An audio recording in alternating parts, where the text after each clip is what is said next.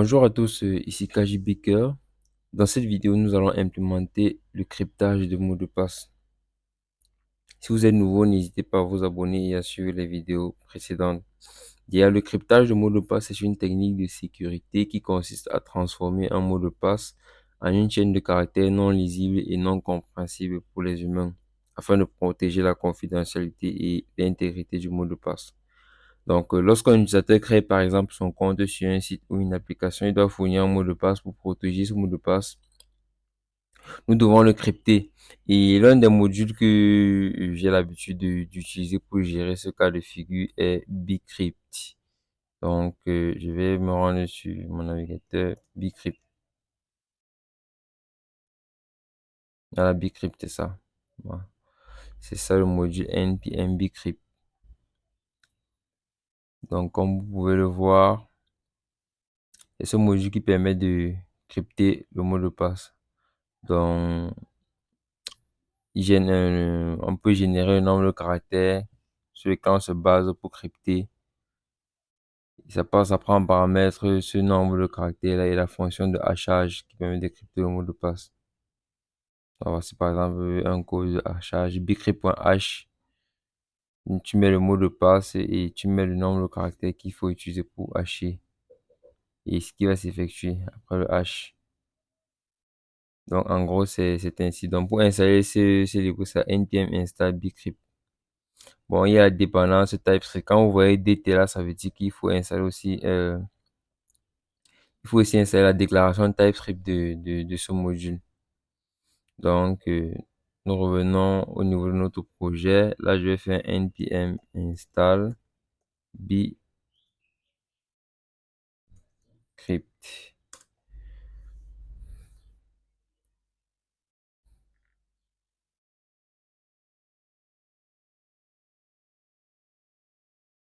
OK. Je vais aussi installer la déclaration du TypeScript de bcrypt. npm install je crois que c'est type bcrypt.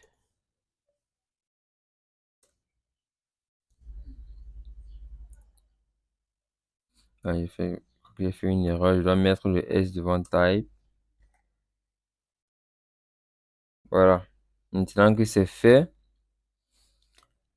nous revenons au niveau de notre user router. Voilà. User router. Bon, je vais d'abord supprimer toutes ces requêtes-ci, toutes ces routes. Bon, je vais créer une nouvelle route que je vais appeler user router. En post. Je vais appeler ça URL, je vais appeler ça register par exemple. Ça c'est pour s'inscrire. Je passe ma fonction request express point request et response type express point response. Voilà. Je vais faire un const. Là, je veux un username et un email et un password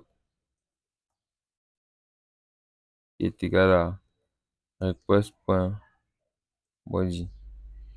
Donc, dans request body, dans le body, dans le corps de ma requête, je voudrais un bon, username, nom d'utilisateur, l'email et le mot de passe.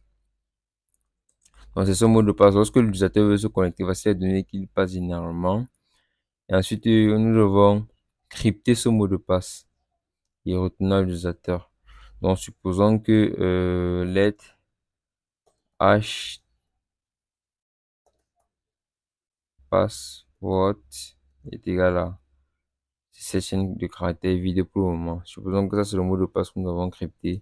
Ensuite, nous allons retourner, nous allons faire un response.statut 200. On retourne les données au format JSON. Voilà. J'aurai par exemple le message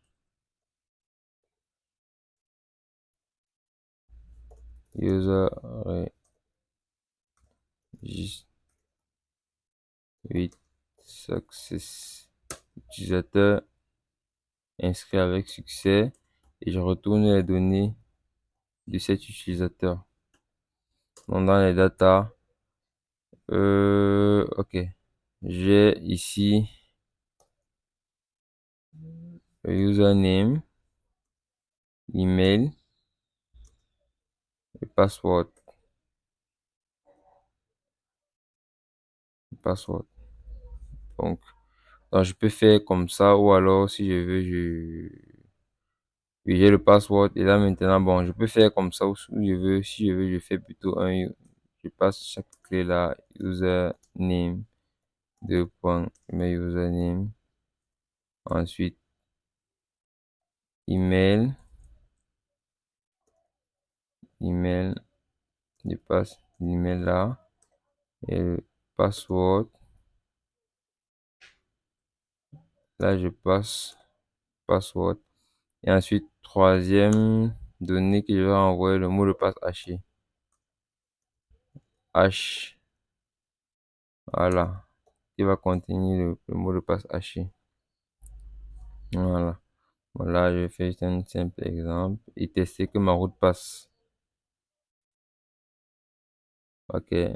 Maintenant que ma route est configurée en post, je vais ouvrir Postman.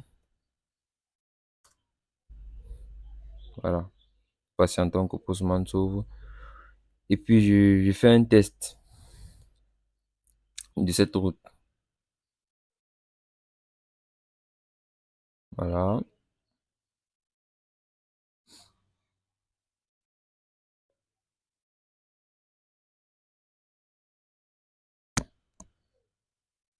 Ok.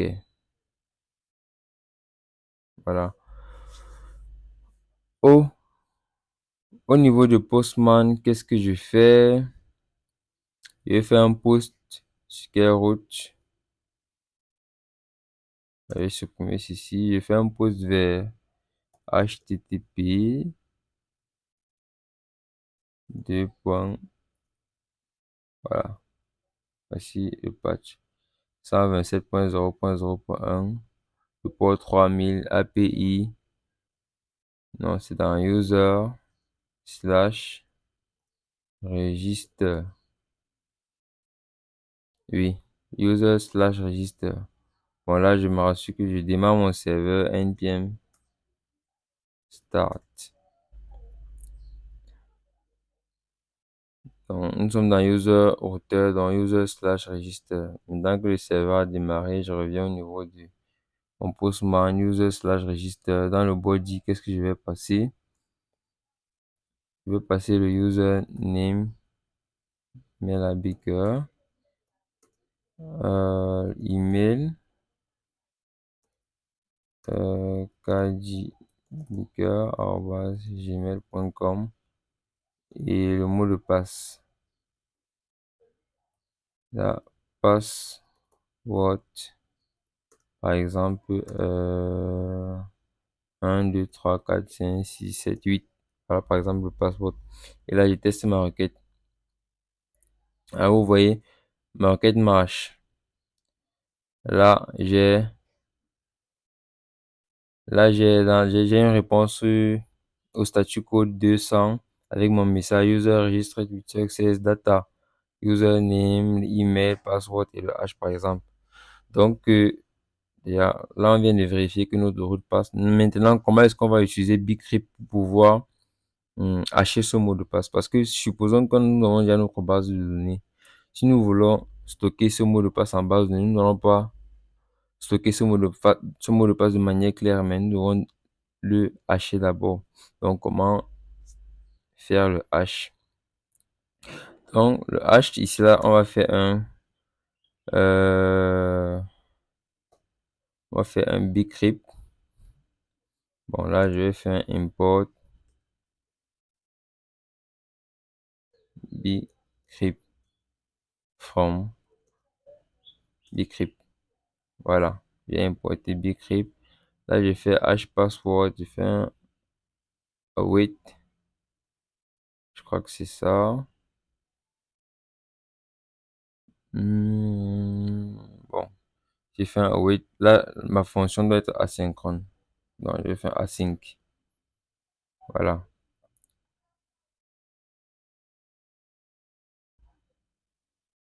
Await de bcrypt.h.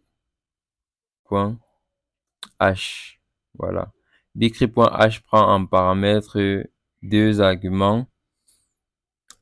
Là, ça dit que ça prend en paramètre data et salt round. Data ici, c'est quoi? Data ici, c'est...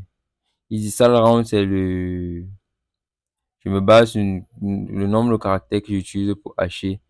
Et ici, on a my plain text password, donc le mot de passe en question. Donc, le salt, on peut définir notre salt, par exemple, let salt qui est égal à 10, par exemple. Voilà. Là, ici, là, comme on a dit, on passe notre mot de passe. Donc, je passe ici password et le salt. Voilà. Donc là, hashpassword contient le mot de passe qui a été crypté. Donc, ce qui fait que j'enregistre et je relance ma fonction. Vous verrez que au niveau de hash, on a le mot de passe qui est crypté. Donc, je reviens là, je relance ma requête. Voilà. Donc, vous voyez là maintenant, le mot de passe, c'est le mot de passe qui était 1, 2, 3, 4, c'est ça ici, qui revient là de manière cryptée. C'est ce mot de passe que nous stockons dans notre base de données. Donc, c'est ainsi qu'on crypte un mot de passe, on crypte un mot de passe avec Bcrypt. Maintenant, comment est-ce que on peut vérifier si un utilisateur a passé le bon mot de passe, vu que c'est cette chaîne de caractères cryptés là qu'on stocke dans la base de données. Nous allons par exemple créer une nouvelle route que nous allons appeler login. Bon, ce que je vais faire, je vais copier toute cette route-ci.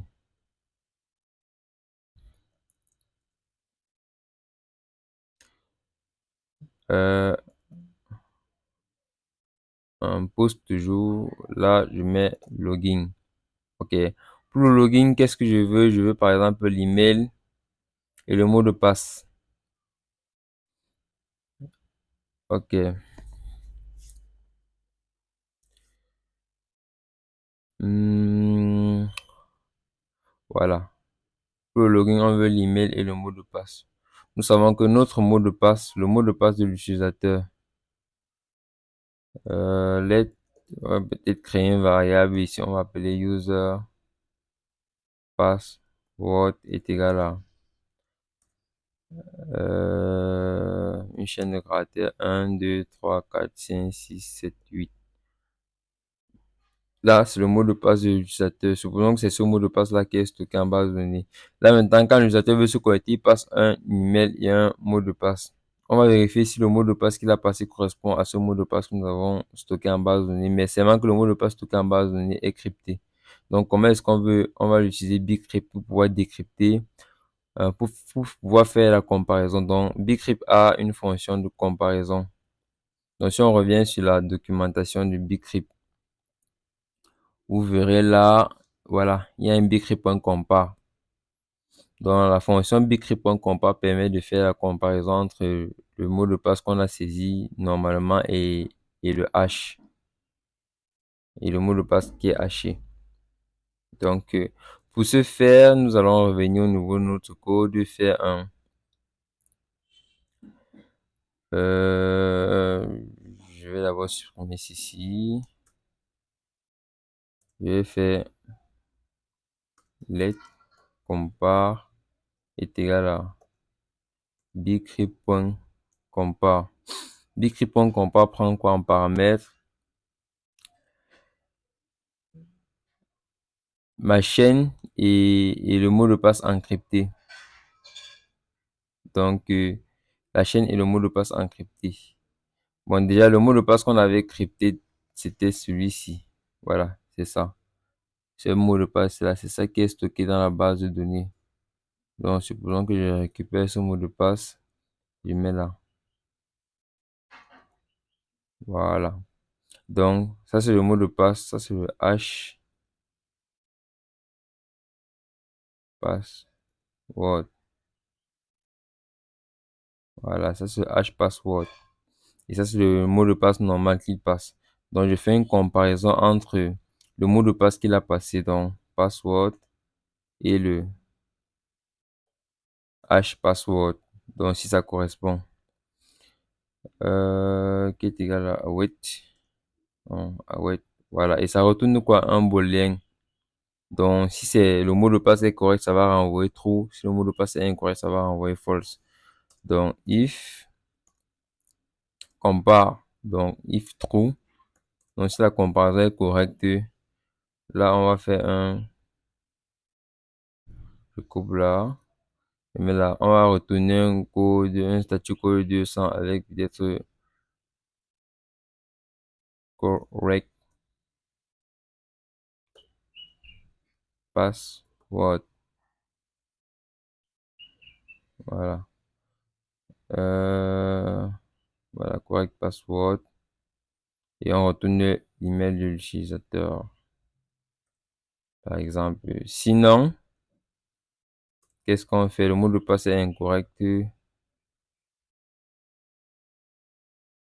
Là, on va retourner un statut code 400, par exemple, avec un message incorrect password, avec l'email de l'utilisateur. Donc là, je vais enregistrer et faire un test. Donc, le mot de passe qu'on avait d'abord stocké pour cet utilisateur, c'était 1, 2, 3, 4, 5, 6, 7, 8.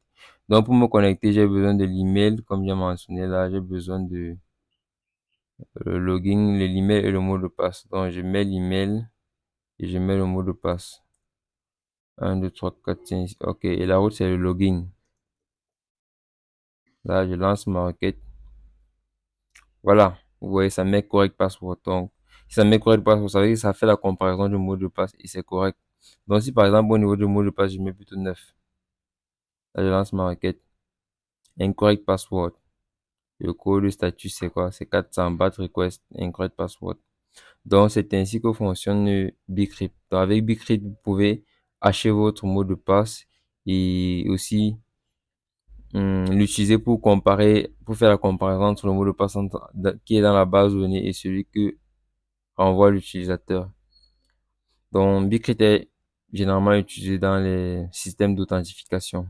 Donc, dans la prochaine vidéo, nous allons apprendre à valider les données que l'on passe dans la requête.